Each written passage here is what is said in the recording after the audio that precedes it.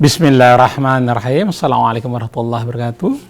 Alhamdulillah kita berjumpa lagi hari ini. Hari ini kita akan menjawab pertanyaan-pertanyaan yang masuk ke redaksi Rasil. Nanti insya Allah akan dijawab oleh Ustaz Husein Alatas. Alhamdulillah beliau sudah ada di sini di kediaman beliau di gazebo-nya. Assalamualaikum Ustaz Husein. Ustaz, ada beberapa pertanyaan yang masuk dari pendengar Rasil. Kita baca Al-Fatihah dulu. Mudah-mudahan penjelasan Ustaz Husein dapat terserap dengan kita dengan baik. A'udzu billahi minasyaitonir rajim. Bismillahirrahmanirrahim. Alhamdulillahi rabbil alamin. Ar-Rahmanir Rahim. Maliki yaumiddin. Iyyaka na'budu wa iyyaka nasta'in. Ihdinas siratal mustaqim. Siratal ladzina an'amta 'alaihim ghairil maghdubi 'alaihim waladdallin. Alhamdulillah, mudah-mudahan dengan kita membaca Al-Fatihah Allah mudahkan kita dalam menyerap ilmu yang disampaikan. Baik, pertanyaan pertama dari Bapak Irfan di Tangerang. Assalamualaikum Ustaz Husein. Waalaikumsalam warahmatullahi wabarakatuh. Ustaz Husein, di dalam surat Ad-Duha ayat 3, ma wada'aka rabbuka wa ma qala, Tuhanmu tidak meninggalkan engkau Muhammad dan tidak pula membencimu. Ayat ini turun karena adanya wahyu yang terhenti. Sebetulnya apa hikmah atau maksud Allah untuk menghentikan wahyu sementara? A'udzu billahi minasyaitonir rajim. Bismillahirrahmanirrahim. Alhamdulillahi hamdan katsiran tayyiban mubarakan fi kama yuhibbu rabbuna wa yarda. Walhamdulillahilladzi hadana lil imani wal islam wa 'allamana ma la na'lamu min dinihi wa ta'alimihi wa akhrajana bi kitabihi minadh dhulumati ilan nur wa ja'ala nabiyyana Muhammadan sallallahu alaihi wa alihi wasallam uswatan lana fi hayatina. Salawatu rabbi wa salamuhu ala nabiyyina Muhammadin wa ala alihi wa sahbihi wa man ihtada bihadihi ila yaumiddin. Subhanaka la ilma lana illa ma 'allamtana innaka antal alimul hakim wa la hawla wa la quwwata illa billahil aliyyil azim. Rabbana zidna ilman wa alhiqna bis salihin. Ikhwan akhwat pendengar pemirsa radio TV Silaturahim yang dirahmati Allah. Begitu pula ikhwan yang menemani kita pagi hari ini, Ustaz Muhammad Krisna, Neza, semua kru yang menemani kita, begitu pula semua yang ikut andil dalam perjuangan kita melalui media dakwah ini, menyampaikan ayat-ayat Allah Subhanahu wa ta'ala, tuntunan Nabi-Nya. Semoga Allah Subhanahu wa ta'ala mengikhlaskan semua yang kita persembahkan semata-mata untuk Allah, menerima amal kita, mengantarkan kita menuju kehidupan yang lebih baik di bawah petunjuk Allah Subhanahu wa ta'ala dan ketauladanan Nabi-Nya Muhammad sallallahu alaihi wasallam, menyatukan kita bersama kafilah para nabi, para rasul yang telah mendahului kita, berkumpul di bawah naungan rahmat Allah. Allah lindungi kita dari azab dan murkanya, baik dalam kehidupan dunia maupun kehidupan akhir.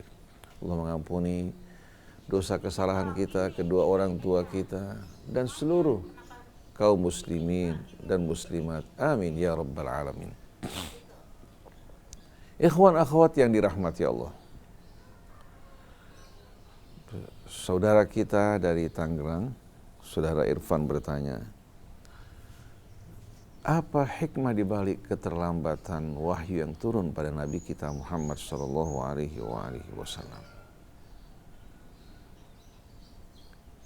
Menjawab pertanyaan ini, sebelum kita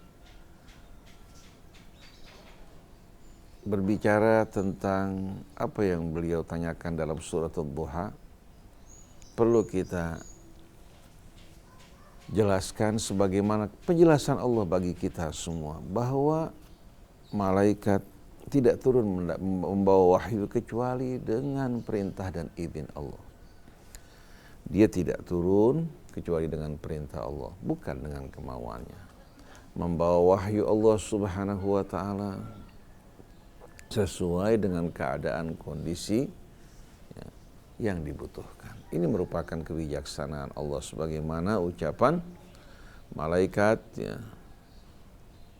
ketika ditanya oleh Nabi kita Muhammad sallallahu alaihi wasallam, mereka mengatakan wa ma natanazzalu illa bi amri rabbika lahu ma baina aydina wa ma khalfana wa ma baina dzalika wa ma kana rabbuka nasiya. Kami tidak turun melainkan dengan seizin dari Tuhanmu, wahai Rasulullah. Lahu ma baina aydina wa ma khalfana wa ma baina dzalik. Artinya menjadi milik Allah Subhanahu wa taala ma baina aydina, baik yang di hadapan kami, di belakang kami, dan apa yang berada di antara keduanya, semua dalam kekuasaan Allah Subhanahu wa taala. Semua adalah miliknya, di bawah ketentuan dan idenya. Jadi turunnya wahyu bukan dengan kemauan Jibril, bukan juga dengan kehendak Nabi kita, tapi Allah Subhanahu wa taala menurunkan sesuai dengan kebijaksanaannya. Apabila ada keadaan, ada kasus yang membutuhkan turunnya wahyu, Allah Subhanahu wa taala turunkan untuk meneguhkan hati Nabi kita Muhammad sallallahu alaihi wasallam, sebagaimana firman Allah, linutsabbita bihi fuadaka warattalnahu tartila, untuk meneguhkan hati kamu dan kami bacakan kepadamu dengan tartil. Lalu berkaitan dengan surat Ad-Duha, di mana Allah Subhanahu wa taala berfirman, bismillahirrahmanirrahim, wad-duha wal-laili idza saja, demi malam hari, wad-duha, demi cahaya duha di siang hari ketika terang benderang, wal-laili idza saja, dan malam yang gelap gulita ketika menyelimuti kita semua. Ma wadda'aka rabbuka wa ma qala, sekali-kali Tuhanmu tidak meninggalkan kamu dan tidak pula membenci kamu. Apabila wahyu datang terlambat kepadamu, bukan berarti Allah meninggalkan kamu atau membenci kamu, tapi dengan hikmah di balik semua ini, turunnya untuk meneguhkan hati kamu, untuk membuat kamu mendapatkan jawaban. Demikian pula petunjuk dan pertolongan pada saat-saat yang tepat.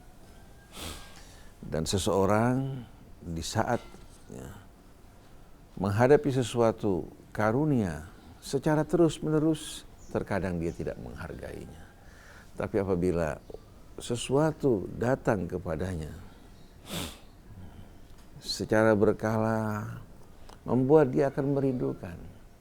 Sebagaimana seorang yang tiap waktu datang menjumpai saudaranya, akhirnya membuat dia merasakan bahwasanya kehadirannya merupakan satu hal yang biasa. Tapi apabila datang secara berkala, akan betul-betul menumbuhkan kerinduan di hati mereka. Begitu pula wahyu tidak secara terus-menerus turun, tapi turunnya sebagaimana yang dikehendaki Allah dengan penuh kebijaksanaan untuk menambahkan juga kerinduan Nabi kita, kerinduan umat terhadap ayat-ayat Allah dan penghargaannya. Begitu pula turun pada saat yang tepat dan dibutuhkan. Nah, berkaitan dengan surah ini, itu surat Ad-Duha, terdapat beberapa riwayat yang sebetulnya tidak sesuai dengan isi dari surat Ad-Duha, tidak sesuai juga dengan kehormatan kepribadian Nabi kita Muhammad sallallahu alaihi wasallam. Sebagai contoh, ada riwayat yang meriwayatkan bahwasannya malaikat Jibril lama tidak turun. Lama tidak turun. Akhirnya Rasulullah bertanya-tanya kenapa? Apakah Allah Subhanahu wa taala telah meninggalkan dirinya? Tahu-tahu ya, tidak lama kemudian ketika malaikat turun ditanya oleh Rasulullah, "Mengapa kamu terlambat wahai Jibril?" Dijawab bahwa di bawah ranjang kamu terdapat seekor anak anjing. Coba renungkan sama-sama. Apakah hal ini dapat diterima? Walaupun dikatakan terdapat dalam buku yang sahih, tapi riwayatnya juga secara ahad. Jibril tidak dapat menjumpai Rasul karena terdapat seekor anak anjing di bawah ranjang Nabi kita Muhammad sallallahu alaihi wasallam. Dan kita telah membahas berkaitan dengan anjing pada kajian-kajian yang lalu, bahwa anjing ini bukan merupakan kutukan. Ashabul Kahfi ketika mereka bersembunyi dalam gua, sang anjing menemani mereka.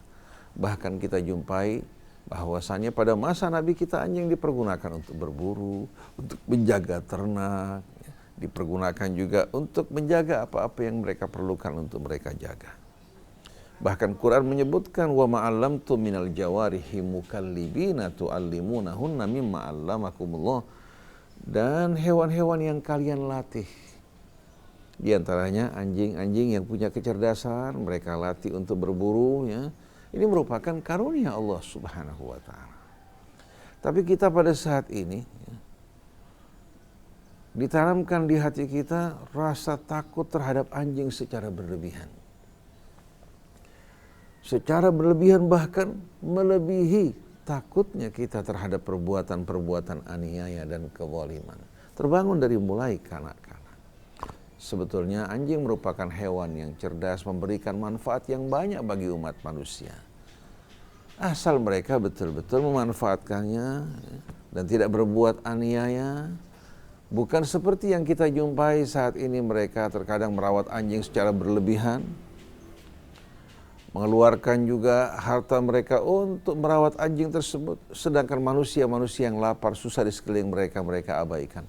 Terkadang mereka bergulung-gulung bermain bersama anjing, tapi hati mereka terhadap sesama manusia tidak memiliki rahmat. Pada zaman Nabi, pada zaman sahabat Nabi, mereka memperlakukan anjing dengan perlakuan yang baik. Mereka tempatkan juga di kandang-kandang mereka. Ada rumah untuk kediaman mereka. Kemudian mereka manfaatkan untuk berburu, untuk menjaga ternak, dan keperluan yang bermacam-macam. Tapi mereka tidak bermain bersama anjing seperti keadaan orang-orang sekarang ini. Yang mengalihkan kecintaan mereka. Mereka fokuskan perhatian mereka kepada anjing hingga merawatnya, membawanya ke salon, juga memberikan berbagai macam hiasan, bahkan mereka berkumpul bergulung-gulung bersamanya secara berlebihan. Ini merupakan hal yang tidak sesuai dengan tujuan dari penciptaannya. Jadi sungguh aneh, Jibril tidak dapat menjumpai Rasul karena ada seekor anjing. Dosa apa yang dilakukan anjing hingga diperlakukan seperti ini? Kemudian betapa lemahnya Jibril untuk tidak dapat menjumpai Rasul karena seekor anjing. Ini riwayat-riwayat yang tidak benar. Riwayat yang tidak sama sekali dapat diterima, apalagi riwayatnya pun secara ahad. Nah, kalau kita memperhatikan, merenungkan surat Ad-Duha yang diawali dengan demi cahaya duha di saat terang benderang, demi malam ketika gelap gulita. Ini menjelaskan kehidupan sebagaimana kita saksikan siang dan malam silih berganti, begitu pula liku-liku kehidupan. Ada saat-saat mudah, ada saat susah. Ada saat-saat yang berat, ada saat-saat ringan. Ada saat-saat senang, ada saat-saat juga orang berduka. Nah, Allah Subhanahu wa taala ingin menghibur nabinya dengan cobaan yang beliau hadapi dalam menyampaikan dakwah. Dari gangguan kaum musyrikin, kaum Quraisy, Allah menghibur nabinya. Wadduha, demi cahaya duha di waktu siang. Bagaimana kenikmatan yang Allah berikan pada saat tersebut. membantu mereka bekerja, berusaha. Walaili idza saja, dan malam di saat menyelimuti kita semua dengan kegelapannya. Begitu pula kehidupan kamu wahai Rasul dengan cobaan yang kamu hadapi bukan bertanda di saat kamu menghadapi cobaan yang berat Allah meninggalkan kamu atau membenci kamu, sekali-kali tidak. Ma wadda'aka rabbuka wa ma qala. Tuhanmu tidak meninggalkan kamu dan tak membencimu. Ini juga pelajaran buat kita. Terkadang di saat kita susah menghadapi cobaan, kita menganggap seolah Allah sudah meninggalkan kita, melupakan kita. Tapi di saat kita senang, berlebihan, kita beranggapan Allah termasuk Allah paling sayang terhadap kita. Hingga kita berbuat apa saja dibiarkan oleh Allah Subhanahu wa taala. Ini kesalahan yang fatal. Apa yang Allah berikan dari kenikmatan, ujian. Begitu pula kesusahan juga merupakan ujian. Fa'ammal insanu idza mabtalahu rabbuhu fa akramahu wa na'amahu fa yaqulu rabbi akraman. Manusia di saat diberikan nikmat, diberikan kemuliaan, dia mengatakan Tuhanku memuliakan aku. Hingga di saat dia berbuat apa saja pelanggaran, dianggap apa? Allah tidak akan menghukum dirinya. Wa amma idza mabtalahu faqadara alaihi rizqahu fa yaqulu rabbi ahanan. Tapi kalau dia diuji dengan kesusahan dan cobaan, menyempitkan rezekinya, dia mengatakan Tuhanku telah meninggalkan aku, melupakan aku dan menghinakan aku. Ini kesalahan. Hidup kita dalam saat lapang atau sempit, mudah atau susah, sedih ataupun kita sedang bergembira, itu semua ujian. Allah melihat pada saat kita gembira, kita lupa tidak pada Allah. Pada saat kita susah, kita putus asa apa tidak, hingga kita menempuh jalan-jalan yang tidak benar. Tapi di saat orang senang, susah, lapang dan mudah, gembira dan bersedih, tetap berjalan di jalan Allah, inilah orang-orang yang sukses dalam hidupnya. Nah, Nabi kita Muhammad SAW orang yang paling berat ujiannya. Seorang diri di tengah masyarakat jahiliyah, tantangan yang begitu berat, tradisi budaya yang begitu mengakar di tengah-tengah mereka, Nabi menyerukan umat manusia untuk kembali kepada Allah, meninggalkan penyembahan berhala. Coba bayangkan bagaimana cobaan yang beliau hadapi. Beliau berhadapan dengan tradisi budaya, keyakinan yang telah mengakar. Hingga sang paman, itu Abu Lahab, dengan terang-terangan mengatakan, Tabban laka ya Muhammad. Hingga Allah turunkan surat Tabbat yada abi lahabi wa tab. Jadi Allah Subhanahu wa taala melalui surat Duha ini menghibur nabinya. Agar nabi tidak berduka, bersedih. Cobaan yang beliau hadapi bukan berarti Allah meninggalkan atau membenci dirinya. Lalu Allah Subhanahu wa taala katakan apa? Dengan hiburan yang amat indah. Ma wadda'aka rabbuka wa ma qala walal akhiratu khairul laka minal ula. Wahai Rasulullah, kehidupan dunia ini singkat. Kehidupan dunia ini bagaikan orang yang berlalu dengan cepat pada satu perjalanan. Jadi jangan kamu berlambat-lambatan. Orang kalau hidup senang bersukaria, dia menikmati kehidupan dunia ini, membangun di tengah jalan. Yang seharusnya dia pergi berlalu menuju tujuan yang lebih indah, karena menikmati kehidupan dunia yang merupakan perjalanan, dia membangun di sana sini, akhirnya apa? Dia tidak mencapai tujuannya. Jadi sesungguhnya kehidupan akhirat lebih baik bagi kamu dari kehidupan dunia. Wala saufa yu'tika rabbuka fatarda. Dan kelak Tuhanmu akan memberikan kamu, menganugerahkan bagi kamu pemberian yang akan membuat kamu ridha. Kamu akan puas dan berbahagia. Sedangkan dalam kehidupan dunia, kira-kira manusia puas tidak dengan apa yang didapatkan? Tidak puas. Manusia tidak akan pernah merasa puas dengan apa yang didapatkan. Setelah mendapatkan semua yang dikejar, ternyata tetap dia merasakan rasa haus, bahkan hausnya semakin besar. Oleh karena itu, kehausan mereka para konglomerat, orang-orang yang hidup di atas, jauh lebih besar dibandingkan kehausan orang-orang yang di bawah. Yang di bawah merasa cukup hanya dengan mendapatkan 100-200 ribu rupiah, bahkan 50 ribu rupiah. Yang di atas walaupun mencetak uang dalam satu harinya berpuluh-puluh miliar, bahkan ratusan miliar, jiwanya masih tidak merasa puas dan tenang. Dia korbankan tidurnya, dia korbankan saat istirahatnya, dia korbankan saat makannya, dia korbankan keluarganya untuk mengejar sesuatu. Bagaikan orang yang mengejar bayang-bayang fata morgana hingga mengakhiri kehidupannya dengan sia-sia. Wala saufa yu'tika rabbuka fatarda. Alam yajidka yatiman fa'awa. Bukankah Allah menjumpai kamu dulu seorang yang yatim, lemah tak berdaya. Allah menaungi engkau. Menanamkan kecintaan di hati kakekmu, di hati pamanmu, di hati orang-orang di sekeliling kamu. Wa wajadaka dhallan fahada. Allah jumpai kamu dalam keadaan bingung. Seorang manusia yang mencintai kebajikan, kebersihan, kelurusan, hidup di tengah-tengah masyarakat penyembah berhala. Bagaimana tidak mengalami kebingungan? Dia membenci perbuatan kaumnya. Dia tidak tahu tapi apa yang harus dilakukan. Dia merasa jijik terhadap kebiasaan kaumnya yang buruk. Ini yang dirasakan Rasul ketika hidup di tengah-tengah masyarakat jahiliyah dengan pribadi beliau, kebersihan jiwa beliau, hingga beliau lebih suka mengasingkan diri dalam sebuah goa jauh dari kaumnya karena beliau tidak tahu apa yang harus dilakukan terhadap mereka. Fahada, Allah berikan hidayah hingga membuat beliau dapat membawa petunjuk bagi umat manusia di sekelilingnya dan menaburkan rahmat bagi mereka semuanya. Jadi dhallan di sini bukan tersesat seperti kaumnya yang menyembah berhala, tapi dalam keadaan kebingungan tidak tahu apa yang harus dilakukan. Dia merasa jijik muak terhadap perbuatan kaumnya. Wa wajadaka ailan fa'aghna. Allah menjumpai engkau dalam keadaan miskin, tak memiliki apa-apa. Allah berikan kekayaan bagi kamu dengan rahmatnya.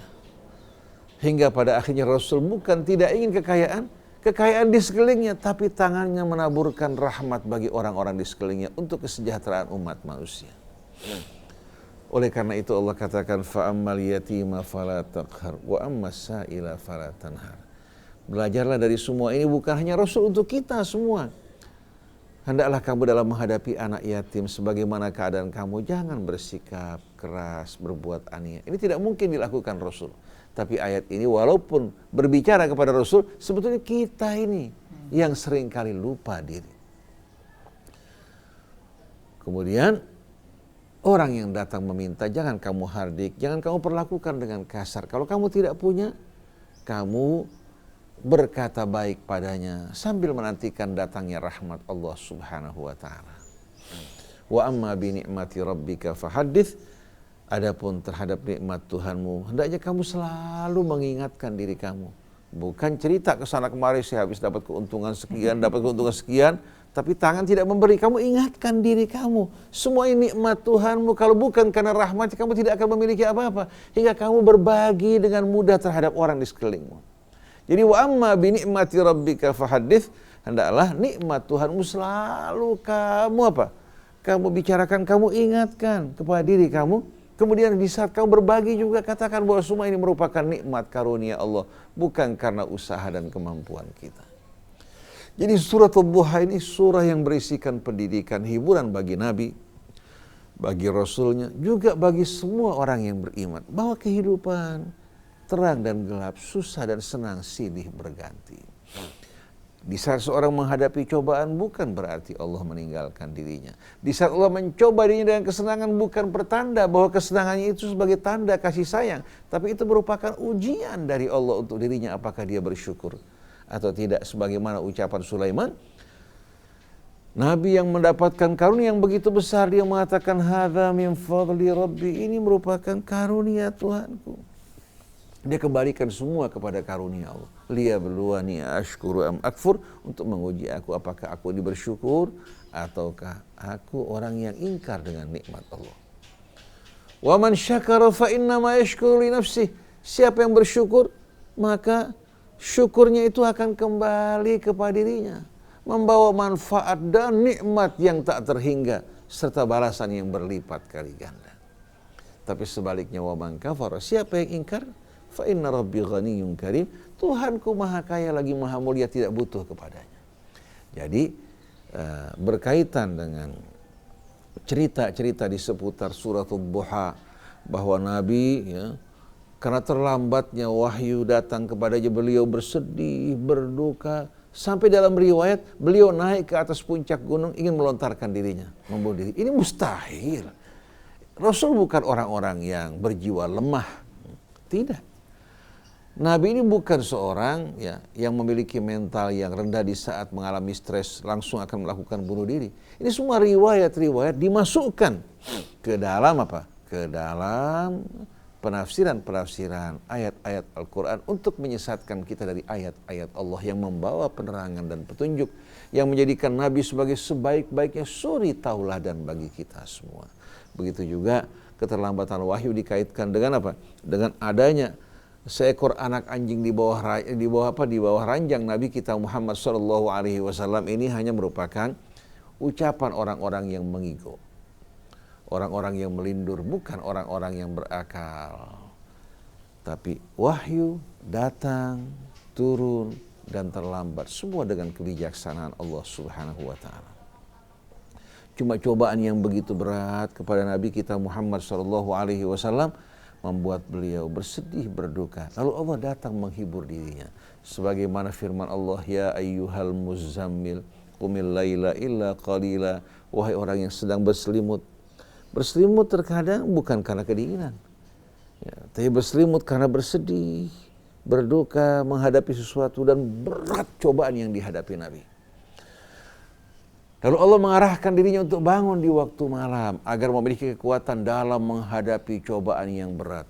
Hingga Allah katakan, inna sanulqi alaika qawlan thaqila. Kami akan menurunkan kepadamu wahai Rasulullah firman-firman, ya, yang amat berat untuk menyampaikan dan menjalankannya. Oleh karena itu kamu bangun di waktu malam akan membantu dirinya. Karena apa yang Rasulullah lakukan bukan seperti kita. Kalau kita hanya membaca Al-Quran, kemudian berceramah menyampaikannya. Kalau Nabi bukan hanya membaca, bukan hanya menyampaikan, beliau terjun di tengah-tengah mereka mengingatkan umat dengan penuh kesabaran. Kalau kita hanya datang pada saat diundang, kalau undangan tidak memenuhi sama sekali apa? Perasaan kita, hati kita besok kapok untuk hadir. Kita bukan berdakwah dengan membawa misi, tapi kita berdakwah membawa misi pribadi. Sedangkan Rasul terjun di tengah-tengah mereka setiap hari, setiap saat menyampaikan amanat Allah Subhanahu wa Ta'ala. Dan cobaan yang beliau hadapi amat berat, sampai beliau dilontari oleh batu mirip dengan seekor anjing. Jadi dalam hal ini kita lihat bagaimana surah ini memberikan pendidikan kepada Nabi kita Muhammad SAW, menghiburnya, memberikan dorongan kepadanya, memberikan motivasi dalam menghadapi tantangan kaumnya, agar beliau tidak bersedih dan berduka. Ini pendidikan Allah yang perlu betul-betul kita resapi untuk kita semua, hingga tidak lumpuh, tidak runtuh dalam menghadapi cobaan dan tantangan, dengan selalu kita berpegang kepada Allah Subhanahu wa Ta'ala. Wallahu a'lam.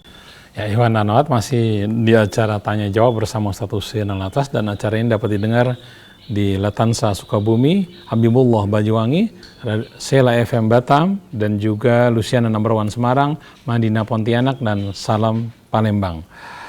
Baik, pertanyaan berikut datang dari Bapak Bambang di Citayam. Dia mengutip surat Al-Fat ayat 29. Tanda-tanda mereka tampak pada muka mereka dari bekas sujud. Apakah yang dimaksud bekas sujud adalah si jidat yang hitam? Karena guru-guru ngaji dan para kiai di tempat kami, mereka sudah sholat 50 tahun lebih, tapi jidatnya tidak hitam. Apakah kiai-kiai itu tidak termasuk dalam surat Al-Fat 29? Mohon penjelasannya. Bismillahirrahmanirrahim. Alhamdulillahirabbil alamin. Allahumma shalli ala Muhammadin wa ali Muhammad. Rabbana zidna ilman wa alhiqna bis salihin. Allah Subhanahu wa Ta'ala menceritakan tanda-tanda dari Nabi kita dan pengikutnya dalam surat Taurat, dalam kitab Taurat maupun kitab Injil.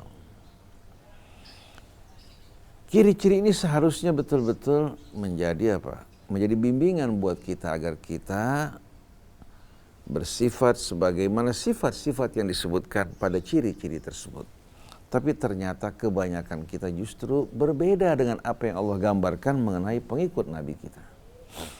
Pada akhir suratul Fath Allah berfirman, Muhammadun Rasulullah walladzina ma'ahu asyidda'u 'alal kuffari ruhama'u bainahum.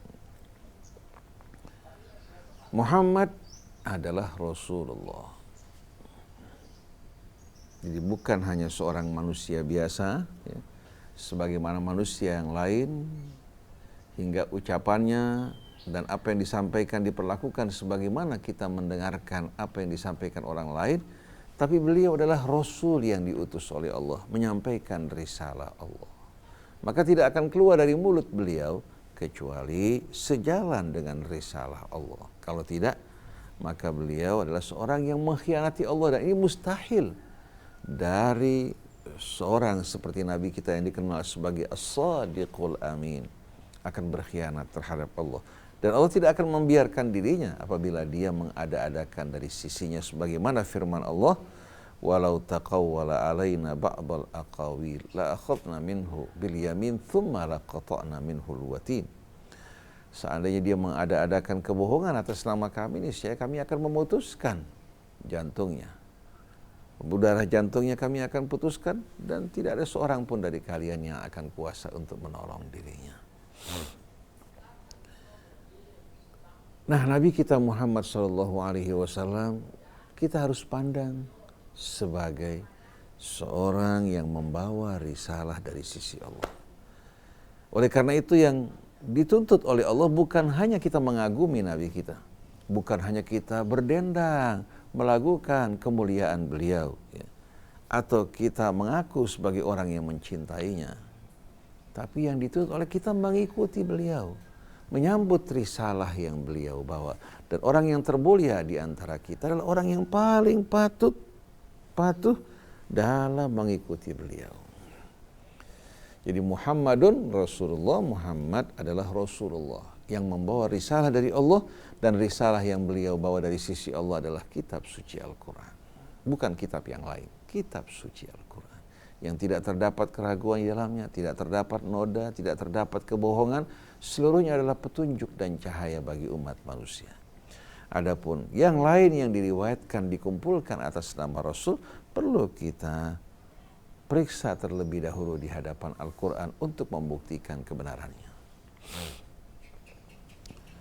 Walladzina ma'ahu, dan orang-orang yang bersamanya. Bersama beliau bukan hanya pada saat beliau hidup, tapi bersama beliau dalam mengikuti jejak langkahnya. Karena banyak orang yang hidup bersama beliau tapi tidak termasuk dalam ayat ini, seperti Abu Jahal, Abu Lahab, Abdullah bin Ubay bin Salul, seorang pemimpin kaum munafik. Walaupun bersama beliau jasadan wa makanan wa zamanan, jasad, tempat dan waktunya, tapi bukan pengikut beliau. Jadi walladzina ma'ahu, yang bersamanya, asyidda'u 'alal kuffar. Mereka di hadapan orang-orang kafir bersikap keras dan tegas. Ini bukan berarti mereka berbuat aniaya, berbuat zalim, berbuat arogan terhadap orang kafir, tapi maksudnya di saat berhadapan dengan orang kafir di medan laga, di medan perang, orang-orang yang nampak lemah lembut berubah menjadi orang-orang yang keras dan tegas, tidak gentar. Walaupun musuh berlipat ganda jumlahnya, tubuh-tubuh mereka kuat.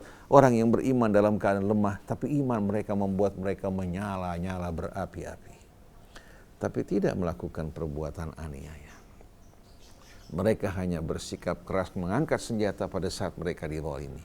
Mereka tidak akan pernah menzalimi orang karena misi mereka membawa rahmat dan membawa risalah bagi umat manusia. Dengan mengikuti Nabi kita Muhammad SAW, kalau tidak mungkin Allah berkata tentang nabinya, wa ma arsalnaka illa rahmatan lil alamin. Jadi walladzina ma'ahu asyidda'u 'alal kuffar ruhama'u bainahum, tapi terhadap sesama mereka yang beriman penuh kasih sayang, penuh kerendahan. Bahkan dia tidak menyambut sikap-sikap yang keras dari sesama saudara mereka yang beriman. Bagikan seekor kucing terhadap anaknya, dia menjilati dengan penuh kasih sayang, dia menyembunyikan kukunya, tapi di hadapan lawan untuk melindungi anaknya, langsung dia menunjukkan keberaniannya. Suaranya pun yang tadinya lembut berubah dengan geramannya dan kuku-kukunya yang keluar. Begitu pula orang yang beriman. Terhadap sesama saudara mereka yang beriman, mereka merendah, penuh ketawaduan, mengalah, memberikan maaf. Tapi di hadapan orang-orang kafir mereka bersikap tegas dan keras. Yang terjadi sekarang, Mas Krisna, terhadap sesama orang-orang yang beriman, mereka bersikap arogan, bersikap kasar. Terhadap orang kafir berangkulan. Seperti ada salah satu tokoh ulama Saudi bahkan yang memimpin 2 Masjid Al-Haram, mengharap dari Donald Trump, memanggilnya Sayyid Donald Trump untuk membawa kedamaian. Tapi terhadap saudara mereka, penduduk Yaman, bahkan dia melaknat dan mengutuk, memberikan dukungan penyerangan, invasi terhadap Yaman, dan menghancurkan rumah-rumah mereka, wanita-wanita mereka, dan anak-anak mereka. Ini imam yang diangkat sebagai imam di 2 masjid kota suci. Manggil Donald Trump sebagai Sayyid Donald Trump yang datang dan membawa misi keselamatan atau misi penyelamat sebagaimana yang diharapkan oleh imam ini. Jadi kita lihat bagaimana dia membaca Al-Quran, tapi wal'iyadzubillah, Al-Quran mengutuk orang-orang semacam ini yang berbeda dengan ciri-ciri dari pengikut Nabi kita Muhammad SAW. Jadi asyidda'u al-kuffar ruhama'u bainahum tarahum ruka'an sujada. Engkau akan menjumpai mereka sibuk dengan ruku dan sujud, menyibukkan diri mereka dengan ruku dan sujud, selalu mengingat Allah Subhanahu wa taala. Tarahum ruka'an sujada yabtaghuna fadlan min rabbihim wa ridwana. Yang mereka dambakan dalam hidup ini adalah keridhaan dari Tuhan mereka dan karunia-Nya, bukan menginginkan yang di tangan manusia. Pekerjaan mereka tidak dikaitkan dengan apa yang di tangan manusia, tapi apa yang di sisi Allah. Mereka mengharapkan dari sisi Allah Subhanahu wa taala benar-benar karunia dan keridhaan-Nya. Oleh karena itu, mereka tidak akan pernah menyimpang dari kebenaran pada saat mereka berusaha, pada saat mereka bekerja, pada saat mereka mengajak berdakwah, karena yang mereka harapkan keridhaan Allah dan karunia-Nya. Sedangkan kebanyakan kita dalam berdakwah yang mereka harapkan adalah apa? Pemberian imbalan yang ditawarkan manusia. Akhirnya melahirkan perebutan, persaingan untuk memperebutkan ladang dan lahan.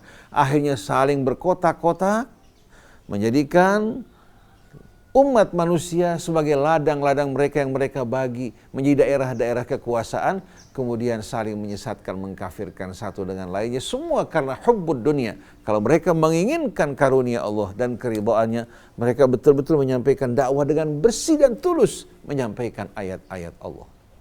Sedangkan yang mereka dambakan adalah karunia Allah dan keridhaan-Nya. Simahum fi wujuhihim min atharis sujud dzalika mathaluhum fit Taurah. Tanda-tanda mereka terlihat dari bekas-bekas sujud. Itu perumpamaan yang Allah gambarkan dalam kitab Taurat. Jadi bukan hanya dalam Al-Quran, tapi gambaran mereka terdapat dalam kitab Taurat, di mana ciri-ciri mereka pada wajah mereka dari bekas-bekas sujud. Allah sebutkan fi wujuhihim. Wujuh jamak dari wajah.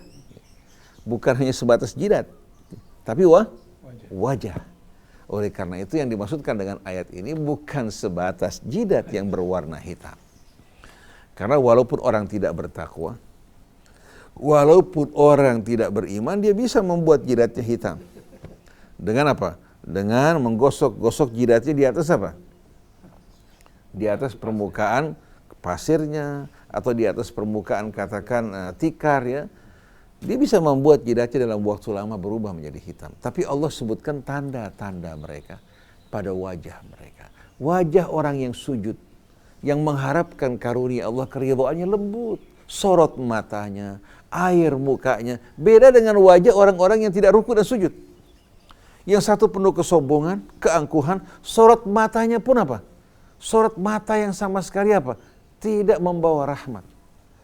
Jadi yang Allah gambarkan dalam ayat ini, simahum fi wujuhihim min atharis sujud, tanda-tanda mereka pada wajah mereka dari bekas-bekas sujud. Cahayanya walaupun kulitnya hitam, tapi orang yang ruku, yang sujud, yang hatinya mengharapkan keridhaan Allah Subhanahu wa taala, kelihatan terang wajahnya, lembut, enak untuk dipandang. Tapi terkadang seorang wajahnya putih, cantik, tampan, menawan, tapi subhanallah hati memandang, merasakan seolah-olah bagikan apa? Bagikan hal-hal yang menjijikkan, hal-hal yang sama sekali tidak mengenakan. Jadi bukan dilihat dari ketampanan maupun kecantikan, bukan dilihat dari warna kulit hitam ataupun putih, tapi cahaya orang-orang yang ruku, yang sujud, mengharapkan ridha Allah, jiwanya penuh rahmat, hingga apa? Terlihat pada air mukanya. Tanda-tanda orang-orang yang menjadi umat Nabi kita yang sebenarnya. Nah, mari bersama-sama ikhwan akhwat, jangan hanya kita terpaku bahwa kita sebagai orang yang beriman pada Allah, pada Rasulnya, mengikuti sunnah, Quran dan sunnah, begitu juga yang satu lagi mengatakan mengikuti keluarga Nabinya, tapi tidak tercermin, tidak terlihat perilaku kita sebagaimana yang digambarkan Allah dalam suratul Fatah tadi. Jadi orang-orang yang beriman yang menjadi pengikut Nabi kita sebenarnya orang-orang yang jiwanya penuh kelembutan terhadap sesama saudara mereka yang beriman, keras tegas dalam menghadapi tantangan-tantangan orang-orang kafir. Yang mereka dambakan hanya keridhaan Allah dan karunia-Nya. Mereka sibuk dengan ruku dan sujud, bukan sibuk merumpi sana sini, sibuk menyerang sana sini, sibuk melakukan perbuatan yang tidak bermanfaat, tapi mereka sibuk dengan ruku dan sujud, mengharapkan karunia dan ridha Allah. Wajah-wajah mereka menunjukkan ciri-ciri orang-orang yang ruku dan sujud. Wallahu a'lam. Baik, selanjutnya dari Ibu Fatma di Batam. Assalamualaikum Ustaz Hussein. Waalaikumsalam warahmatullahi wabarakatuh. Apakah kesalahan Nabi Yusuf sehingga dia dipenjara? Bukankah kasusnya sudah clear ketika ditemukan baju yang sobek di bagian belakang? Kedua, kenapa Nabi Yusuf masih bisa mengenali wajah saudaranya sedangkan saudaranya tidak mengenali Yusuf? Bismillahirrahmanirrahim.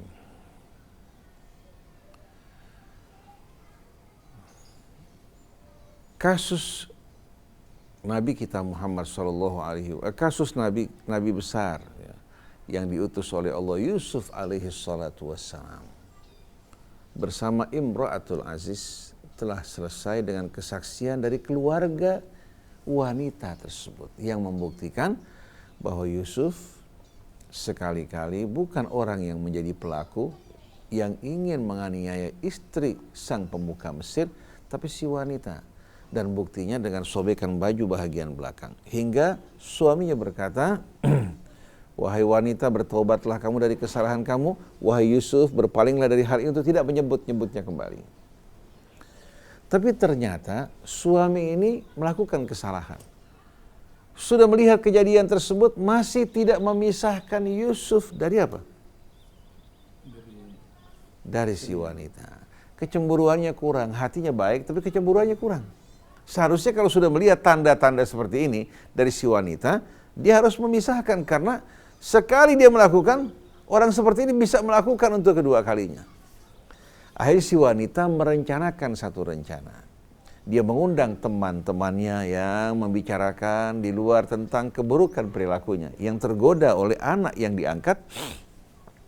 Begitu berkumpul di rumahnya masing-masing, setelah makan diberikan pisau, diberikan buah, secara tiba-tiba dia perintahkan Yusuf untuk keluar.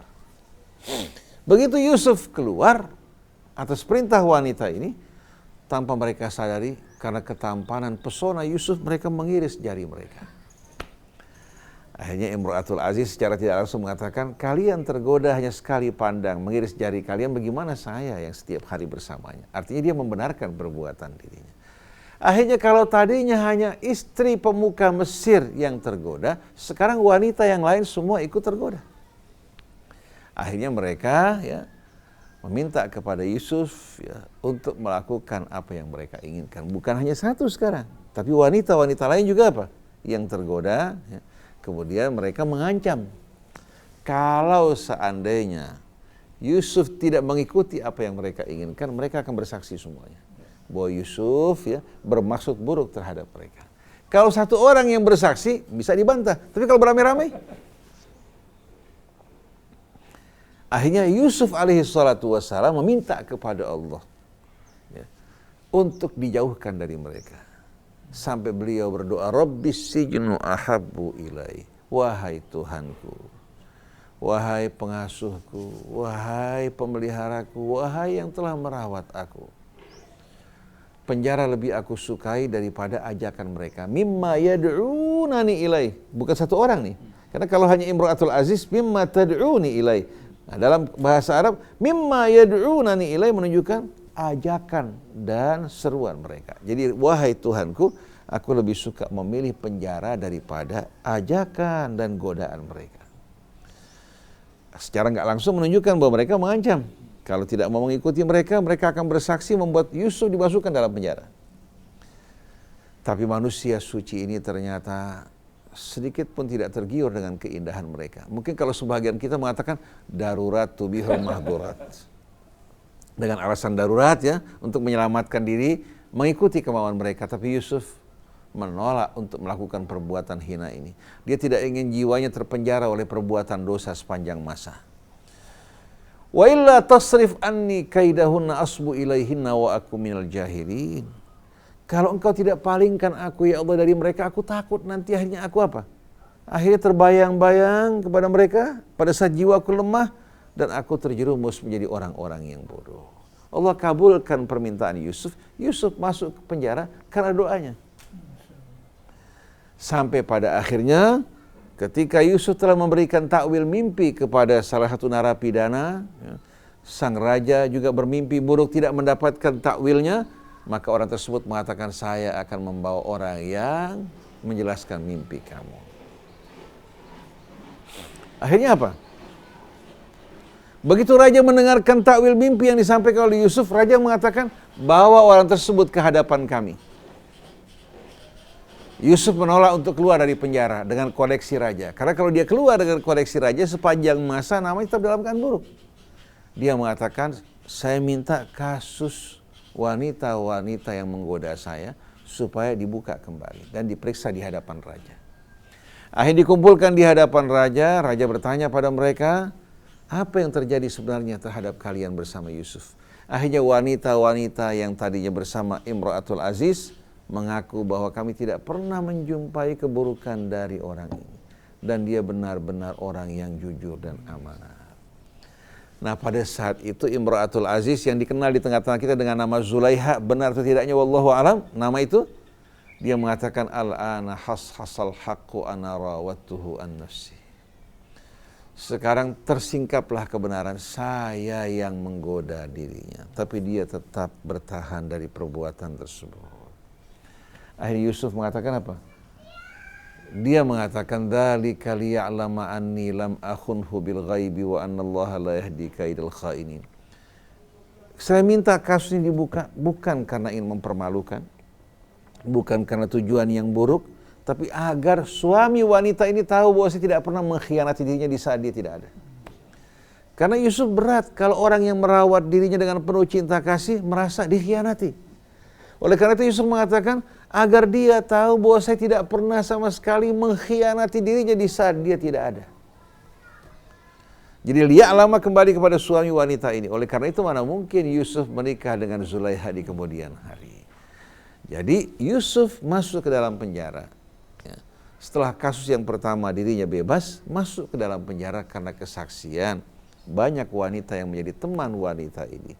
Kalau tadinya hanya satu yang menginginkan Yusuf, sekarang wanita ini beramai-ramai bersama Imra'atul Aziz. Mudah-mudahan Allah lindungi kita dari tipu daya syaitan. Amin ya rabbal alamin. Jadi kenapa Nabi Yusuf masih bisa mengenali wajah saudaranya, sedangkan saudaranya tidak bisa mengenali Yusuf? Pertama-tama Yusuf mengetahui apa? Kedatangan saudara-saudaranya. Kedatangan saudara-saudaranya. Jadi orang yang sedang mencari. Berbeda dengan orang yang telah beranggapan saudara mereka telah apa? Telah hilang. Jadi mereka tidak peduli, tidak sama sekali apa? Tidak sama sekali apa? Engah bahwa Yusuf ini saudara mereka.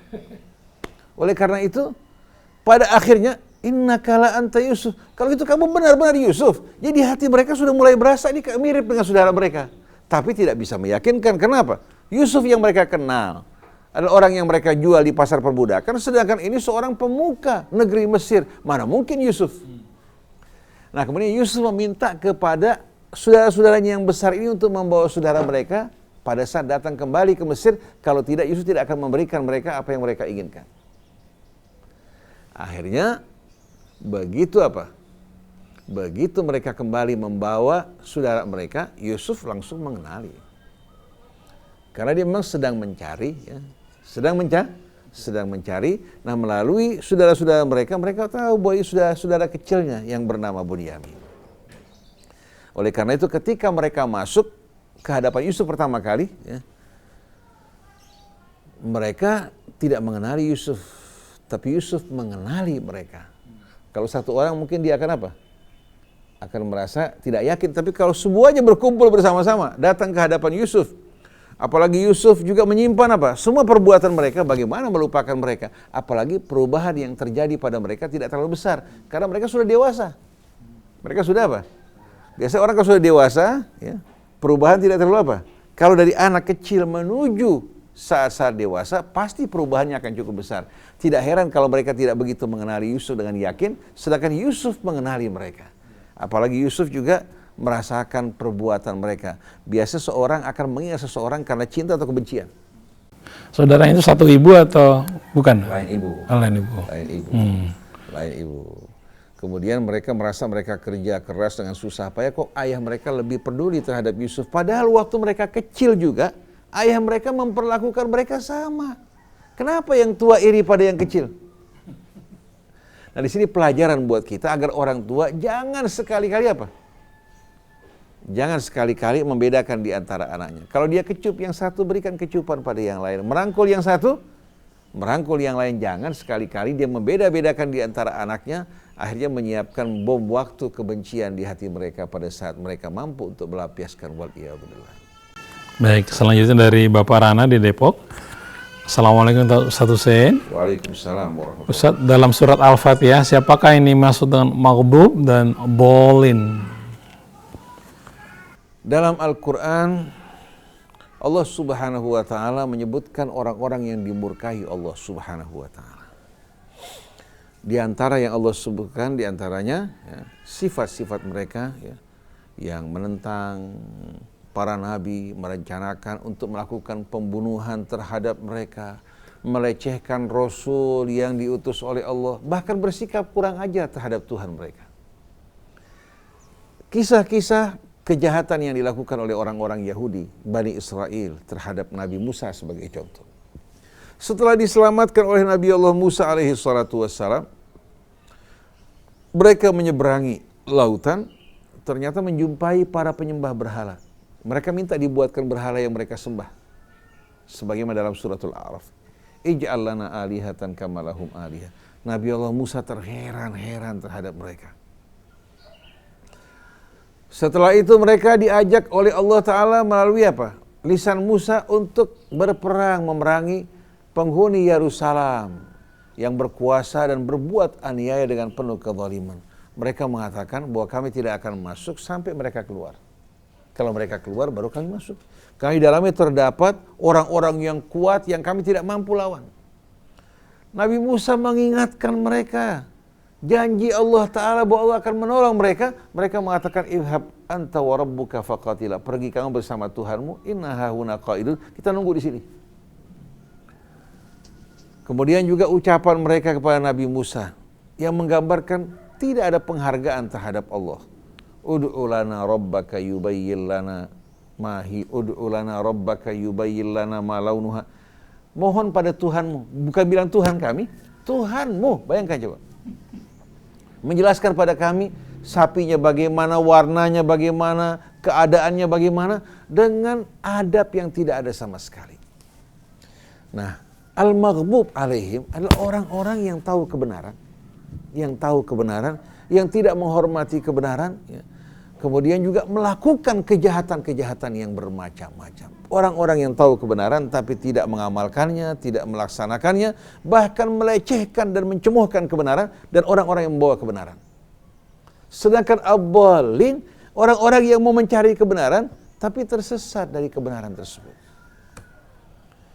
Jadi kita berlindung kepada Allah Ta'ala, ya, agar tidak memasukkan kita ke dalam golongan orang-orang yang terkena murkanya, orang yang tahu kebenaran, tapi setelah tahu kebenaran dia mengingkarinya, dia tidak menghargai, menghormatinya, bahkan melecehkan orang yang membawa kebenaran. Sedangkan ad-dallin, orang yang tersesat dari jalan Allah.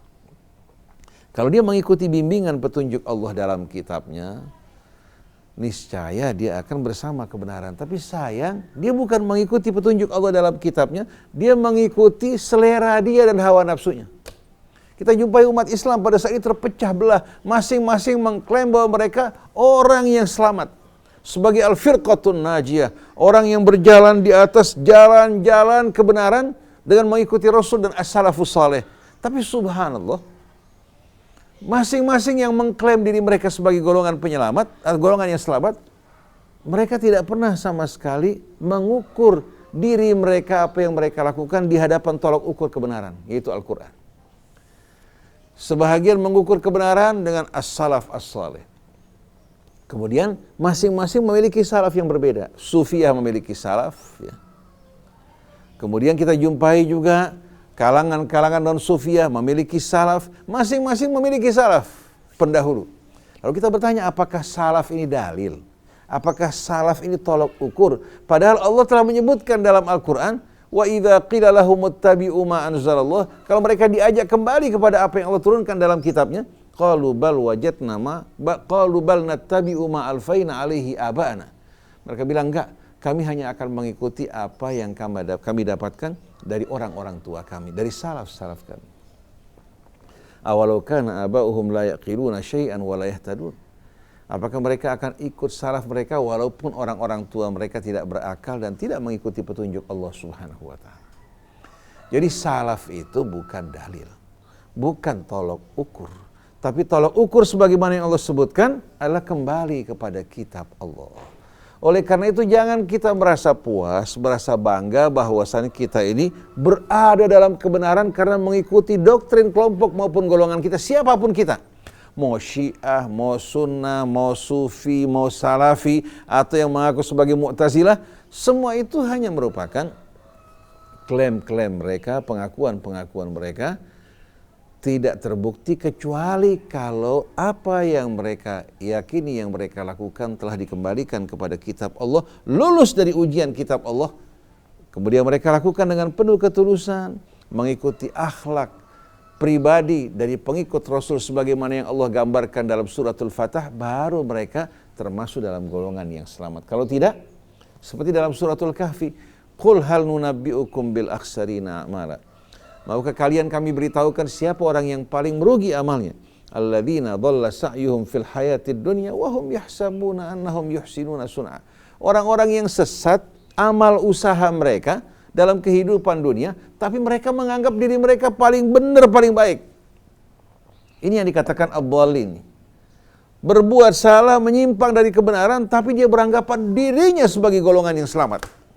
Ulaikal ladzina kafaru bi ayati rabbihim wa liqa'ih. Mereka lah orang-orang yang ingkar, kafir kepada ayat Tuhan mereka dan perjumpaan dengan Allah Subhanahu wa taala. Fahabitat a'maluhum fala nuqimu lahum yaumal qiyamati wazna.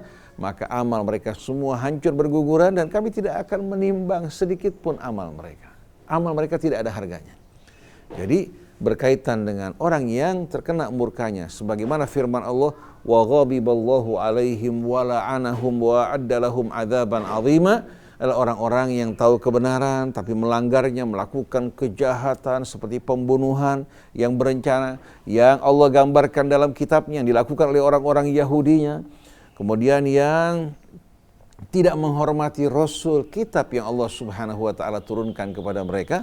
Jadi kesimpulannya al-maghdub alaihim adalah orang-orang yang tahu kebenaran tapi mengingkarinya, yang tidak menghargainya, tidak mengikuti petunjuk Allah padahal mereka tahu. Sedangkan ad-dhalin adalah orang-orang yang tersesat amal usaha mereka, tapi mereka beranggapan bahwa diri mereka adalah orang-orang yang paling benar dan paling baik. Ini merupakan salah satu tipu daya syaitan. Kita merasa puas dengan apa yang kita lakukan, kita jalani, padahal kita jauh dari kebenaran dan petunjuk Allah. Karena kita tidak pernah sama sekali mau menoleh kepada kitab Allah.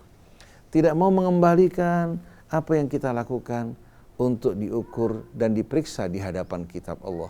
Kita telah merasa puas dengan apa yang ada pada kita, sebagaimana yang kita jumpai pada kebanyakan orang-orang yang mengaku sebagai pengikut kebenaran. Jadi saya tidak melihat orang-orang yang berada dalam kebenaran diukur dengan organisasinya, oleh madhabnya, kelompoknya, sama sekali tidak. Dan saya sama sekali tidak mengklaim bahwa saya sebagai golongan orang-orang yang selamat. Tapi saya berharap mudah-mudahan Allah menyelamatkan saya dengan kembali pada kitab Allah. Walaupun banyak kelalaian, banyak kekurangan, kemaksiatan yang terjadi pada kita, tapi kita tidak mengklaim bahwa kemaksiatan tersebut merupakan kebenaran. Penyimpangan merupakan hal-hal yang sejalan dengan petunjuk Allah. Hasya lillah. Kita orang-orang yang sedang berjalan mencari kebenaran. berusaha untuk betul-betul mengikuti petunjuk Allah dalam kitabnya dan mengikuti ketauladanan Nabi-Nya Muhammad SAW. Oleh karena itu kita siap mendengarkan masukan, nasihat, kritikan, asal betul-betul apa? Asal mengajukan dalil-dalil yang dapat kita ikuti. Jangan mengatakan salaf, jangan mengatakan katakan riwayat ini atau riwayat itu. Kita ingin membuktikan kebenaran yang disampaikan melalui apa yang dinamakan dalil yang sebenarnya, yang datang dari sisi Allah Subhanahu wa taala, yang datang dari Nabi kita dan dipastikan kebenarannya setelah diperiksa di hadapan kitab Allah. Kalau kita menjumpai hal ini, maka kita akan mengatakan sami'na wa ata'na, dan kita akan mengatakan pada orang yang menunjukkan kita, jazakallahu khairan ala dzalik.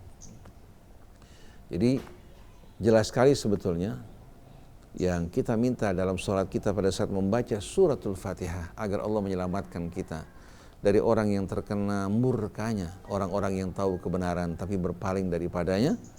Demikian pula agar Allah tidak memasukkan kita ke dalam golongan orang-orang yang tersesat dari kebenaran walaupun memiliki niat tujuan untuk mencari kebenaran karena tidak mengikuti bimbingan dan petunjuk Allah Subhanahu wa taala. Wallahu a'lam. Baik, selanjutnya ini pertanyaan terakhir dari Bapak Surahman di Citerep. Assalamualaikum Ustaz Hussein. Waalaikumsalam warahmatullahi Ustaz, pada saat Nabi melakukan Isra Mi'raj, Nabi mendapat perintah sholat, tapi dalam prosesnya seperti ada tawar-menawar mengenai jumlah sholat yang semula 50 menjadi 5 waktu. Kenapa bisa begitu? Bukankah Allah Maha mengetahui? Mohon penjelasannya. Bismillahirrahmanirrahim. Rabbana zidna ilman wa alhiqna bis salihin.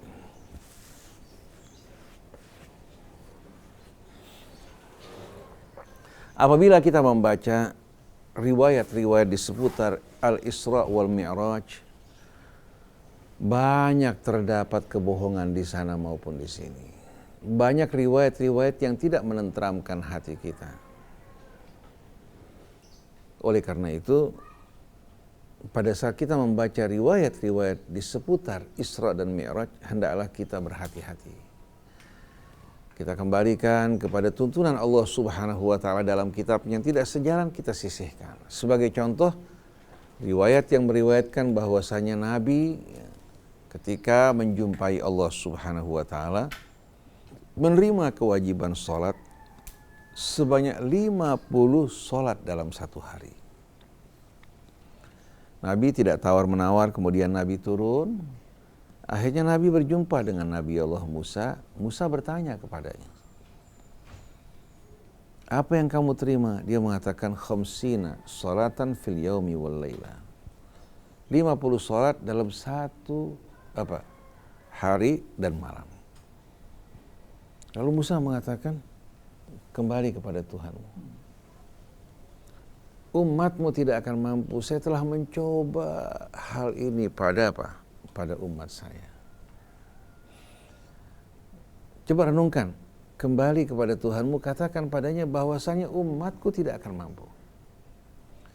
Dari ucapan ini sudah menunjukkan bahwa ini merupakan hal yang tidak bisa diterima. Artinya Allah Subhanahu wa taala menetapkan sesuatu yang tidak mampu untuk dilakukan oleh hambanya. Dan Allah tidak tahu hal ini sampai Nabi Musa memberitahukan. Berarti Nabi Musa lebih apa? Lebih tahu daripada Allah Subhanahu wa taala. Nabi kembali ke hadapan Allah Subhanahu wa taala mengatakan bahwa umatku tidak akan mampu ya Allah. Allah kurangi. Allah kurangi. Dari 50 menjadi berapa? 45 ya. Jadi 40 katakan. Balik kepada Musa. Musa mengatakan, katakan pada Tuhanmu bahwasannya umatmu tidak akan mampu. Balik lagi, dikurangi. Sampai pada akhirnya, setelah bolak-balik tersebut, Allah Subhanahu wa taala sekarang pada akhirnya saya tetapkan 5 salat dalam satu hari. Sama dengan 50 salat. Coba renungkan. Bagaimana terjadi tawar-menawar, dan di sini kita melihat yang menjadi pelaku utama yang memberikan pengarahan bukan Allah tapi Nabi Allah Musa. Kalau Nabi Muhammad mendapatkan kisah pengalaman Nabi Musa wajar. Dia senior. Tapi kalau Allah Subhanahu wa taala dikoreksi oleh seorang manusia, walaupun dia seorang nabi, ini merupakan hal yang tidak masuk di akal. Apalagi mana mungkin Nabi Allah Musa berani melakukan hal seperti ini. Mustahil. Di sini kita lihat bau-bau Israiliyat terlihat betul-betul ingin menonjolkan Nabi Allah Musa, bahkan sampai di hadapan Allah Subhanahu wa taala. Ini biasanya ciri-ciri dari kebohongan yang dilakukan orang-orang Yahudi.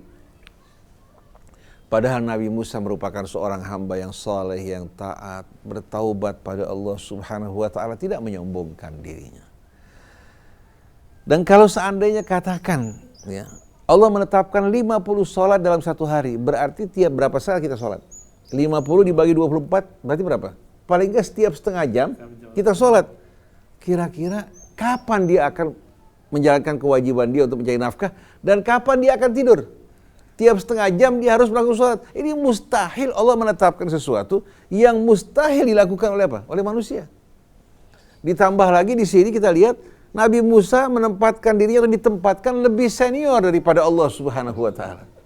Ini jelas-jelasan bahwasannya bahwa hadis ini merupakan hadis palsu yang berbau Israiliyat, tapi sayangnya kita kalau sudah cinta pada seseorang, kita lupa. Hubbuka syai' yu'mika wa yusim.